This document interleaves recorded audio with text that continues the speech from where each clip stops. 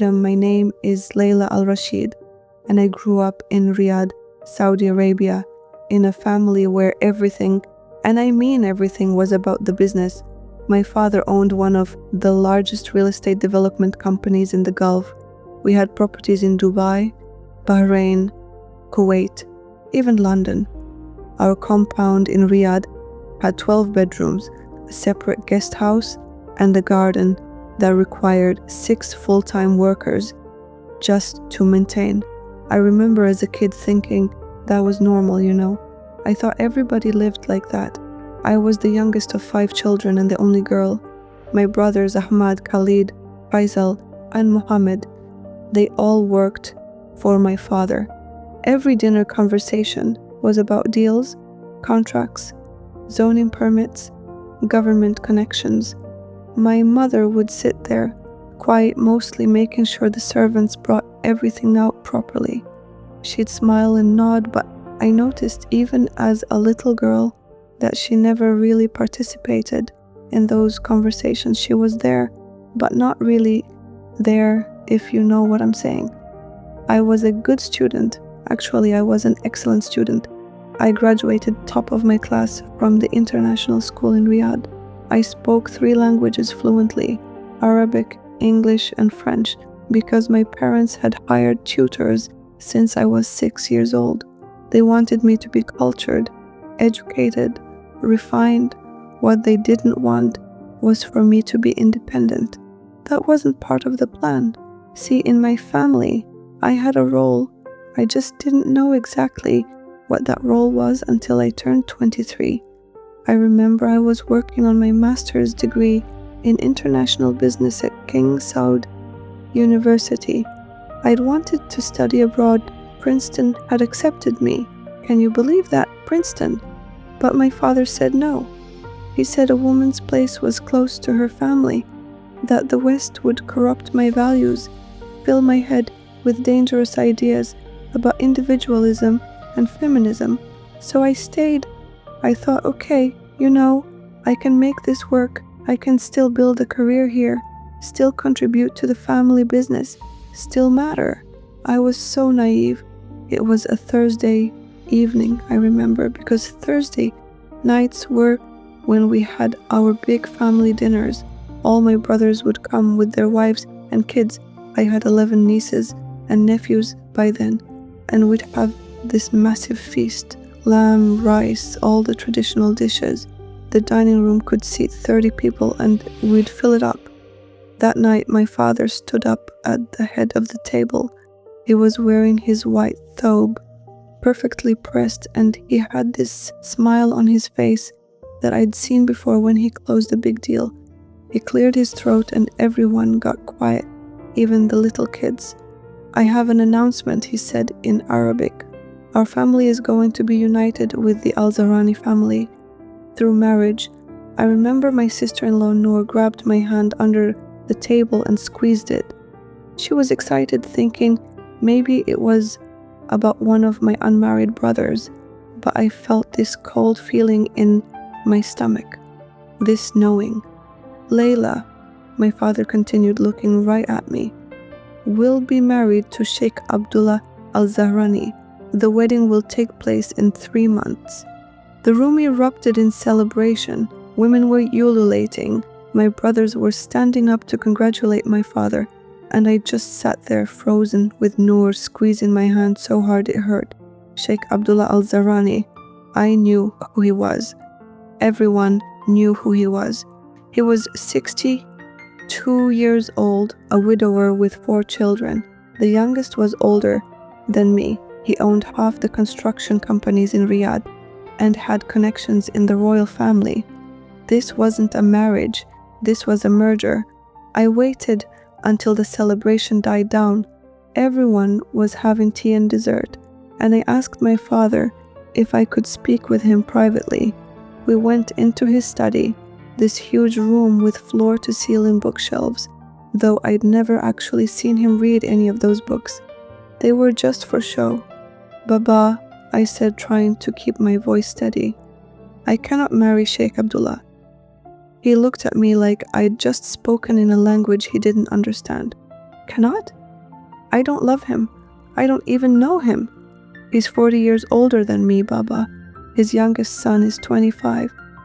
My father sat down behind his desk and his expression changed. The jovial celebration face was gone, replaced by the businessman. Love? He said, Layla, this is not about love. This is about family. This is about legacy. The Al-Zarani family controls the construction sector. We control the development sector. Together we will be unstoppable. Do you understand what this means for your brothers? For their children? What about what it means for me? You will want for nothing. Sheikh Abdullah is a generous man. You will have your own home, servants, cars, jewelry. You will be taken care of. I'm getting my master's degree, Baba. I want to work. I want to... Enough. His voice wasn't loud, but it cut through the room like a blade. This is decided. You will marry Sheikh Abdullah. You will honor your family. This is your duty. I tried to argue more, but he dismissed me. Literally waved his hand like I was one of the servants. I went back to my room, my beautiful room with the silk curtains and the antique furniture and the view of the garden, and I felt like I was suffocating. Over the next few weeks, I tried everything. I went to my mother first. We were in her sitting room, just the two of us, and I begged her to talk to my father. She was arranging flowers. She always had fresh flowers, changed them every 3 days, and she didn't even look at me when she spoke. Layla, I was 17 when I married your father. It was arranged. I didn't know him, but I learned to be content. Content? I said. Mama, is that really all you want for me? To be content? She finally looked up, and for just a moment I saw something in her eyes. Sadness, regret. But then it was gone. You will adjust, she said. All women adjust. I went to each of my brothers, Ahmad, the eldest. He just laughed. Layla, you're being dramatic. Sheikh Abdullah is a good match. You're lucky. Khalid was more sympathetic but ultimately useless. I can't go against Baba's wishes. You know that. Faisal told me I was being selfish. Think about the family business. Think about all of us. Muhammad, who was closest to me in age, he at least seemed conflicted. I'm sorry, Layla, he said. I really am. But this is how things work. This is our culture. This isn't culture, I told him. This is business. I'm being sold like a property. He didn't have an answer for that. I met Sheikh Abdullah exactly twice before the wedding was supposed to happen. The first time was at a formal dinner with both families present. He sat across from me, and I remember looking at his hands. They were old hands, wrinkled with age spots. He was polite, asked me surface-level questions about my studies. He had kind eyes, I'll give him that, but kind eyes don't make up for the fact that he was older than my father. The second time, we were allowed to sit in my family's formal living room with my mother present as a chaperone. He brought me gifts, a diamond bracelet, a designer handbag, things that probably cost more than most people's cars. He talked about the life we would have together, the respect I would command as his wife, the security. You seem hesitant, he finally said. Your father assured me you were agreeable to this marriage. I looked at my mother. She was staring at me with this pleading expression. I looked back at Sheikh Abdullah. I'm honored by your proposal, I said, because what else could I say? I just need time to adjust to the idea. He smiled. You will have a lifetime to adjust, inshallah. After he left, my mother actually hugged me, which was rare. You did well, she said. I'm proud of you. But I felt dead inside. The wedding preparations started. My mother and my sisters-in-law were excited, planning this huge celebration. 300 guests, a dress that cost more than a luxury car, a venue that looked like a palace. Everyone kept telling me how lucky I was, how blessed. I started praying more. I had always been a dutiful Muslim, 5 prayers a day, fasting during Ramadan, reading Quran, But now I was desperate. I would pray tahajjud in the middle of the night, crying, begging Allah to show me a way out. I would make dua after every salah. Please, Allah, please don't let this happen. Show me a path, give me strength, send me a sign. Nothing, I felt nothing. It was like praying into a void. I'd finish and feel exactly the same, trapped, desperate, alone. 3 weeks before the wedding, I was in my room at night, and I just broke. I'm talking complete breakdown. I was on the floor in my prayer clothes, crying so hard I couldn't breathe. Allah, I sobbed, please, please, I can't do this. I can't live this life. Please hear me. Please answer me. Silence. And I know how this sounds, I really do, but I remembered something from years ago. I was maybe 14 or 15, and one of my tutors was a British woman named Mrs. Patterson. She was this lovely older lady who taught me English literature. One day, she left a book in my room by accident. It was a Bible, worn and marked up with notes in the margins. I'd flipped through it, curious, before my mother found it and threw it away. She'd fired Mrs. Patterson the next day. But I remembered one phrase I'd seen written in Mrs. Patterson's handwriting in the margin. Come to me, all who are weary and heavy laden, and I will give you rest. Sitting there on my bedroom floor, I felt about as weary and heavy laden as a person could feel. And I thought, what do I have to lose? I've been praying to Allah for weeks and getting nothing. What if there's something to what Mrs. Patterson believed? It felt dangerous even thinking it. In Saudi Arabia, converting from Islam is apostasy. It's literally a death sentence in some interpretations of the law. But I was already dying, I was dying inside, being forced into a life that felt like a tomb. So I did something crazy. I got on my phone, thank God for VPNs, and I searched for a Bible online. I found one and I just started reading. I started with the Gospel of Matthew because that's what came up first. I read about Jesus healing people, talking to women, or really talking to them, listening to them, valuing them. I read about him defending a woman caught in adultery when men wanted to stone her. I read about Mary Magdalene and Mary and Martha, how Jesus included them, taught them. And then I got to something Jesus said. Are not 2 sparrows sold for a penny? Yet not one of them will fall to the ground outside your Father's care, and even the very hairs of your head are all numbered. So don't be afraid, you are worth more than many sparrows. I sat there reading that on my phone screen, and something inside me just cracked open. Worth more than sparrows. God cares about sparrows. He knows the number of hairs on my head. Did Allah know me like that? I'd been taught that Allah was great, powerful, just, but distant, unknowable. We served Allah, we submitted, but did He know the exact count of hairs on my head? Did He care about one small woman in Riyadh who didn't want to marry an old man? I kept reading. I read the Sermon on the Mount. Blessed are the poor in spirit, for theirs is the kingdom of heaven. Blessed are those who mourn, for they will be comforted. I was definitely poor in spirit. I was definitely mourning. Where was my comfort? I read for hours that night. I read about Jesus calling Himself the way, the truth, and the life. I read about Him saying He came to give life abundantly. I read about Him dying on a cross and rising again. And even though it contradicted everything I'd been taught about Isa, Jesus, just being a prophet, something about it resonated deep in my soul. For the first time in weeks, maybe in my whole life, I felt something.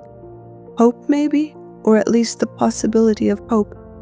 Over the next few days, I kept reading in secret. I'd lock my bedroom door, close my curtains, and read on my phone. I read the Gospels, I read Paul's letters, I read about the early church.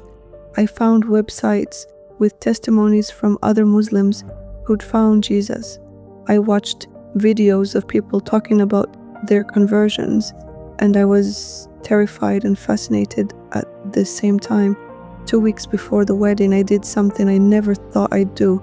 I reached out to a secret Facebook group for Middle Eastern Christians, mostly converts, or people questioning Islam.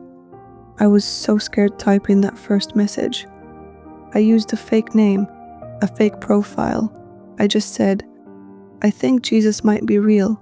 I think he might be calling me, but I'm about to be forced into a marriage I don't want, and I don't know what to do. Within an hour, I had dozens of responses, people from all over, Jordan, Lebanon, Egypt, even other Saudis hiding behind fake profiles.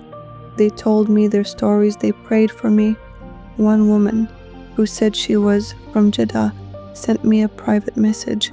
Layla, I'd used a fake name, but she somehow knew or guessed it was traditional. Jesus can save you, but you have to be willing to lose everything. Are you willing to lose everything?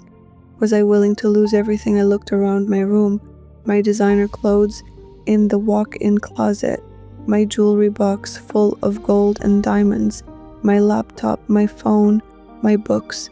I thought about my family, my brother's kids, who I loved so much, my mother, even my father, who I was angry at but still loved.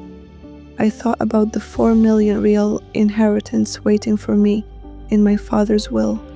My brothers had told me about it. After I married Sheikh Abdullah, I had received it as a wedding gift, 4 million, over $1 million US, and I thought about a lifetime with Sheikh Abdullah, 40, 50 more years maybe, being his wife, managing his household, attending social functions, raising any children we might have. Living in a golden cage. I typed back, I'm willing to lose everything. The next week was a blur. The woman from Jeddah connected me with an underground network. And yes, there's an underground network of Christians in Saudi Arabia. I didn't know this existed, who helped people in situations like mine. They asked me 100 questions. Was I sure? Did I understand what I was risking? Was I willing to leave everything behind? I said yes to all of it. But first, I needed to know if this was real. I needed to know if Jesus was actually who he claimed to be, or if I was just running away and latching on to any alternative.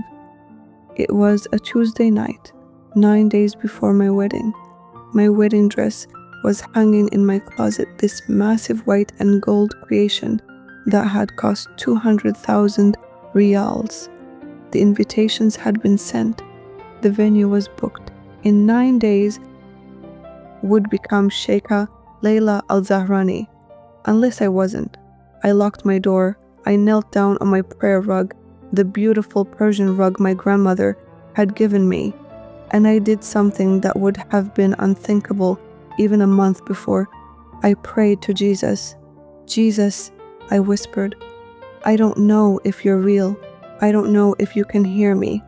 I've been taught my whole life that you were just a prophet, that believing you're the Son of God is shirk, the worst sin. But right now, I'm drowning and I need to know the truth. If you're real, if you're really the Son of God, if you really died for me and rose again, I need you to show me.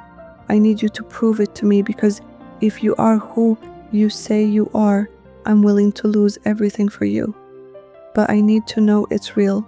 I stayed there on my knees, waiting. I don't know what I expected. A vision? A voice? Lightning. What I got was peace. It sounds simple, but it wasn't. It was this overwhelming sense of peace that started in my chest and spread through my whole body. It was like someone had wrapped me in a warm blanket on the coldest night. It was like someone was holding me, even though I was alone in my room. And then I heard, not with my ears, but in my spirit, in that deep place where you just know things, I heard, I have always known you. I have always loved you. Come to me, Layla. Come home. I started crying. But these were different tears, not the desperate, panicked tears I'd been crying for weeks. These were tears of relief, of recognition, of coming home after being lost for so long. I don't know how long I stayed there. hours maybe. I prayed, I cried, I read passages from the Bible on my phone. I read John 3:16. For God so loved the world that he gave his one and only Son, that whoever believes in him shall not perish, but have eternal life. Whoever believes, not just certain people, not just men, not just the Arabs or the wealthy or the educated, whoever, even me, especially me. I read Romans 8, the whole chapter, but especially verses 38-39, for I am convinced that neither death nor life, neither angels nor demons, neither the present nor the future, nor any powers, neither height nor depth, nor anything else in all creation will be able to separate us from the love of God that is in Christ Jesus our Lord.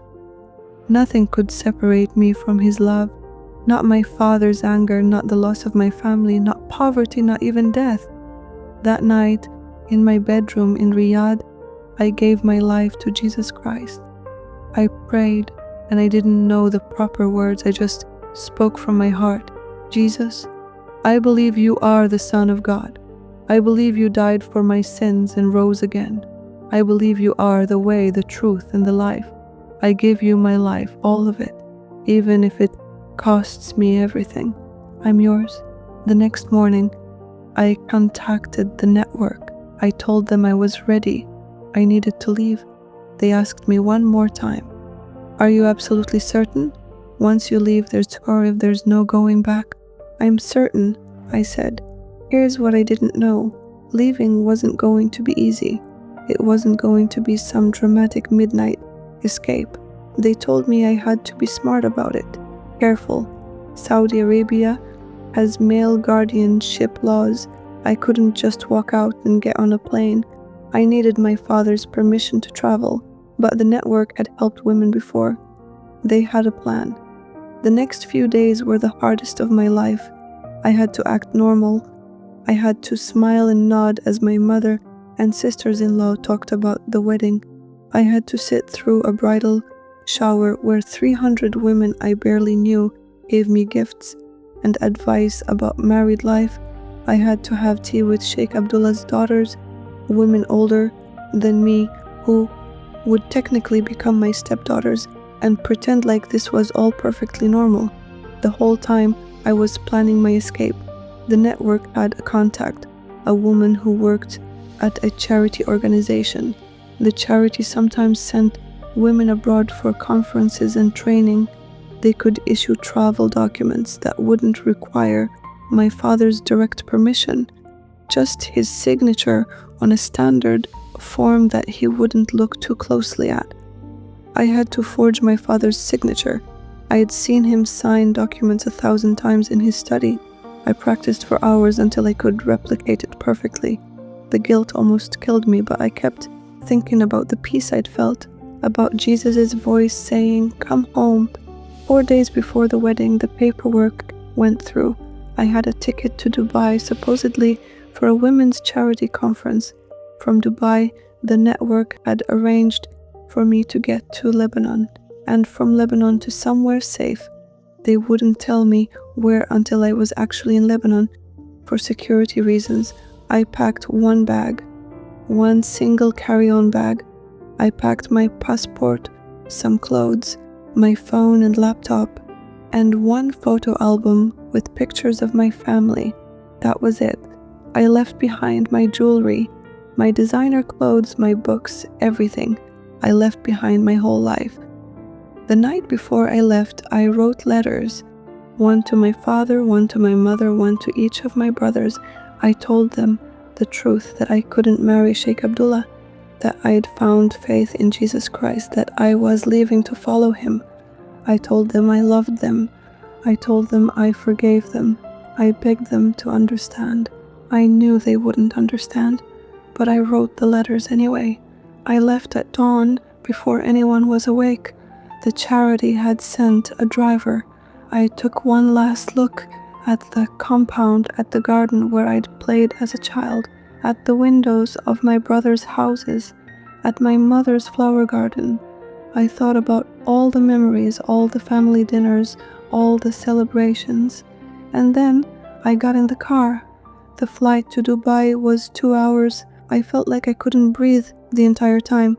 I kept expecting someone to stop me at the airport, for my father to have somehow found out, for security to pull me aside. But nothing happened. I boarded the plane, I took my seat, and when we took off and I watched Riyadh disappear below me, I started crying again. In Dubai, I met with a contact from the network. She was a Lebanese woman in her 50s named Rania, and she hugged me like I was her own daughter. "You're safe now," she said. "You're going to be okay." But I wasn't safe yet. We still had to get to Lebanon, and then to wherever they were taking me. We flew to Beirut that evening. I'd never been to Lebanon before. When we landed and I stepped out of the airport into the warm Mediterranean night, I felt like I could finally breathe. Rania took me to a safe house in the mountains above Beirut. It was this small stone house with a view of the sea, run by a couple named George and Mariam. They were Lebanese Christians who'd been helping refugees and converts for 30 years. "Welcome home, Layla," Mariam said when I arrived. She said it in Arabic, and something about hearing those words in my native language made me break down completely. I sobbed in this stranger's arms, and she just held me and stroked my hair and said, "You're safe now. Jesus brought you home. You're safe." I stayed in that house for 3 months. During that time, my family found the letters. My phone, I'd left my Saudi phone behind and had a new one from the network. Started getting messages on social media from friends, from extended family, from people I barely knew. Everyone in Riyadh's social circles knew. Layla al-Rashid had run away. Layla al-Rashid had abandoned her family. Layla al-Rashid had converted. Apostate, that was the word everyone used. Murtad, apostate. My father sent one message through a cousin who knew how to reach me. "You are no longer my daughter. You are dead to this family. Do not contact us again." That hurt worse than anything. Worse than the arranged marriage. Worse than leaving everything behind. I'd expected it, but it still felt like someone had reached into my chest and ripped out my heart. I cried for days. George and Mariam let me grieve. They didn't try to rush me or tell me everything would be fine. They just sat with me, prayed with me, let me feel all the feelings. Jesus wept too, George told me one day, when his friend Lazarus died, even though he knew he was about to raise him from the dead. He wept. It's okay to mourn what you've lost. It's human. I started studying the Bible seriously during those months. Mariam taught me, and we had long conversations about faith and theology. I learned about the Trinity, how God could be Father, Son, and Holy Spirit all at once. I learned about grace, about how salvation wasn't something I could earn, but something I could only receive. I learned about the early church, about persecution, about martyrs who'd given up everything for Jesus.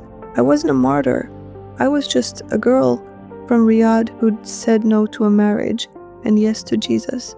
But in those quiet hours in the mountains, I began to understand what Jesus meant when he said he came to give life abundantly. I'd had everything in Saudi Arabia, wealth, comfort, security, but I'd felt dead inside. Here, with nothing but a small room and borrowed clothes and uncertain future, I felt alive for the first time. I was baptized in a small church in the mountains. There were maybe 20 people there, mostly other converts and refugees. The pastor was an older man who'd been imprisoned for his faith in Iran before fleeing to Lebanon. He baptized me in a stone baptismal font, and when I came up out of the water, everyone was crying and singing. "You are a new creation," the pastor said. "The old has gone, the new is here." I felt it. I felt like I'd been carrying this massive weight my entire life. The weight of family expectations, cultural obligations, religious fear, the need to be perfect, and suddenly it was gone. I was free. After 3 months, the network helped me relocate to France. They had contacts there, churches that specialized in helping Middle Eastern refugees and converts. I arrived in Paris with my one bag and $500 in cash that George and Mariam had given me. I moved into a small apartment in a suburb with 3 other Christian converts from the Middle East, 2 from Iran and 1 from Egypt. None of us spoke great French, but we helped each other. We shared meals, practiced the language, went to church together. I got a job cleaning offices at night. Me, Layla Al-Rashid, who grew up with servants, who never even made her own bed, scrubbing toilets in a Paris office building at 2 a.m. And you know what? I didn't hate it. It was honest work. I was earning my own money. Nobody was controlling me or telling me who to marry or how to live. I started taking French classes during the day. After 6 months, my French was good enough to get a better job as a receptionist at a real estate office. The irony wasn't lost on me. I had run away from my family's real estate empire only to end up working in real estate anyway. But it was different. I was making 1,500 euros a month, barely enough to cover rent and food, but it was my money, my choice.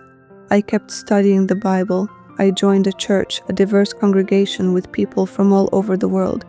I made friends, real friends, not just social connections for business purposes. I dated briefly a guy from church, a French convert from Morocco, but it didn't work out, and that was okay. I was learning who I was without my family name, without my father's money, without the identity I'd been assigned at birth. 2 years after I left Saudi Arabia, I was sitting in my small apartment. I'd moved into my own place, a tiny studio that cost most of my salary but was mine, when I got a message on Facebook from an account I didn't recognize. "Layla, this is Mohammed, my brother, the one closest to my age, the one who'd said he was sorry but couldn't help me." My hands were shaking as I opened the message. "I don't know if you'll read this," he wrote. "I don't know if you even want to hear from me, but I need you to know that I think about you every day. I miss you. I'm sorry. I'm so sorry for not standing up for you. I was a coward." I sat there staring at that message for probably 20 minutes. Then I wrote back, "I forgive you." That started a secret correspondence. Mohammed couldn't tell the family he was in contact with me. He'd be disowned too. But we messaged back and forth every few weeks. He told me about the family.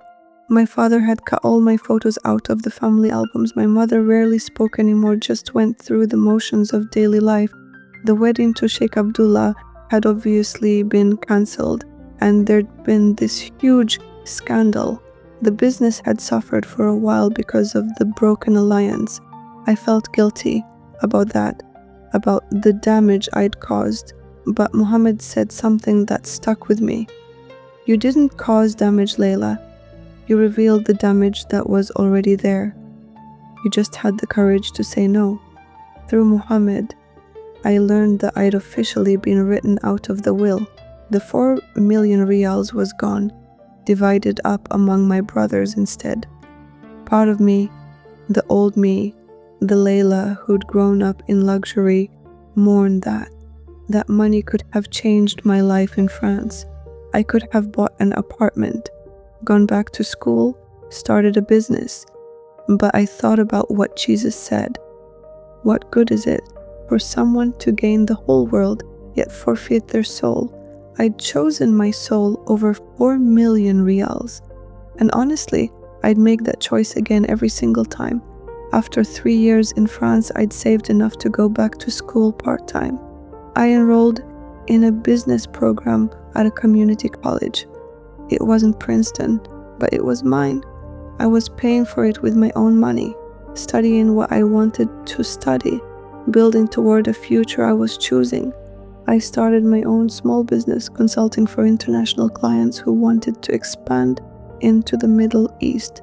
I used my language skills, my understanding of Gulf culture, my education.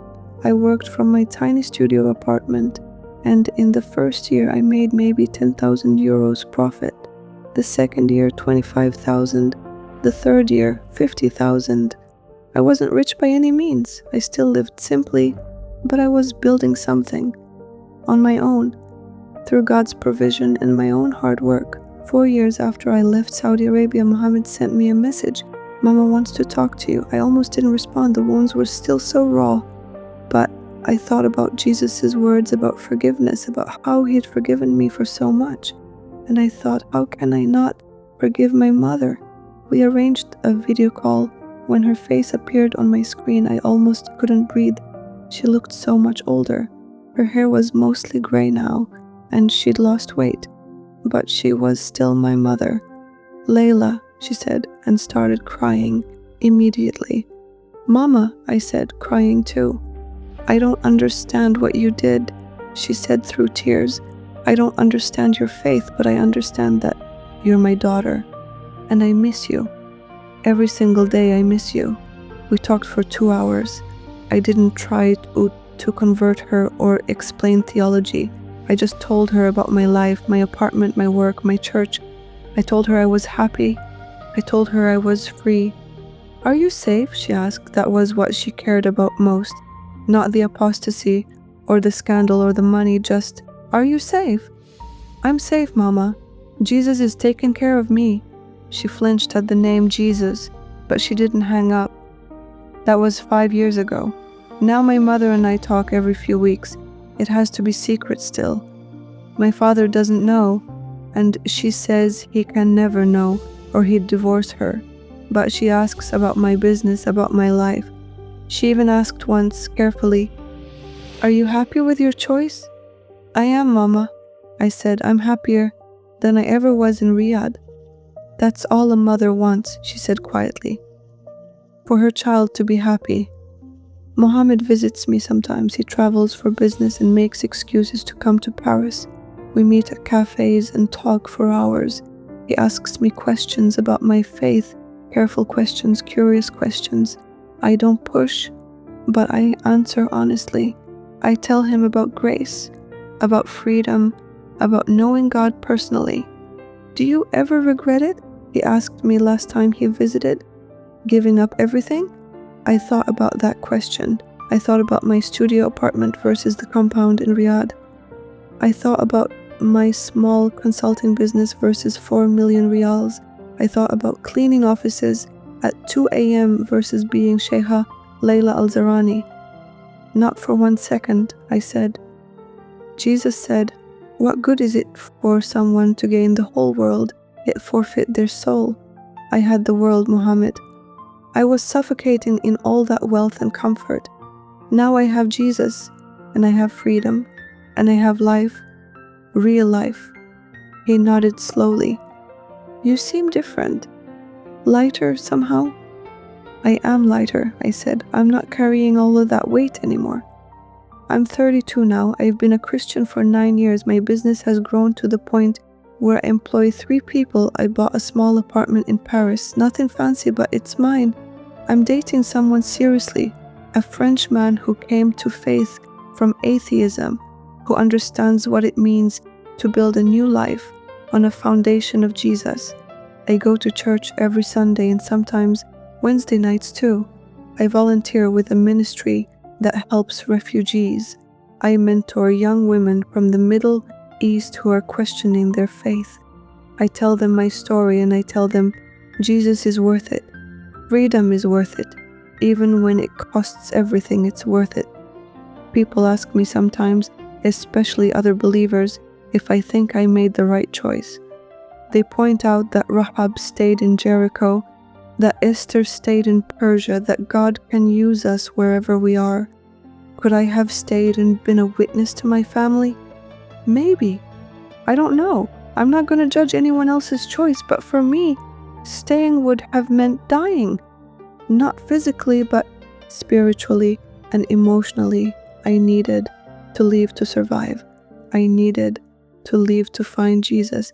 I needed to leave to discover who Layla really was, underneath all the family expectations and cultural programming. And you know what I've learned? God can redeem anything. Anything. He took my rebellion, that's what my family calls it, rebellion, and turned it into redemption. He took my running away and turned it into running toward. He took my brokenness and made me whole. I forgave my father, even though he still won't speak to me. I forgave my brothers, even the ones who never reached out. I forgave Sheikh Abdullah, who was probably just a man trying to make a good match and had no idea the bride was about to flee the country. I forgave my mother for not